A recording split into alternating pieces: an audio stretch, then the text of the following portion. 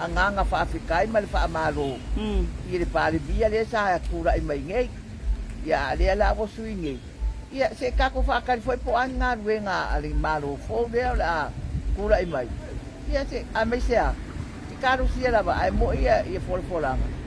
I kara whaarua ma ko pension e ma ko au ma kua. E a whai e moi. O a whea fo i e kala i ngā mea ka i whaarua ngā kala i. I le kausa o i le maasinga. O le lai te langolango ina le whainga malo fo. Ele ai o ke le langolango ia ole o ke ia i lava ui le HRPP. Al mena le o ke whai akuai. Ia karu sia ia se i kura i mai fo na ngā whainga malo. Ia ai mai se o na ko folanga ia ngā. Ngā o mai le pepa.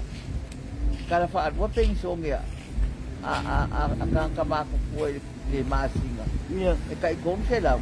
Ia rongo minga, ia whawhekai a wā mere ia ngei ia ngā se lau. Ia a whai e mo i ngā folfolang. Ia whawhekai le mea ko la kong whai e po i la kong a wā ia. Ngā i kankamako se kako. Lo lava, oi le swafatina? Ia, o leone teo.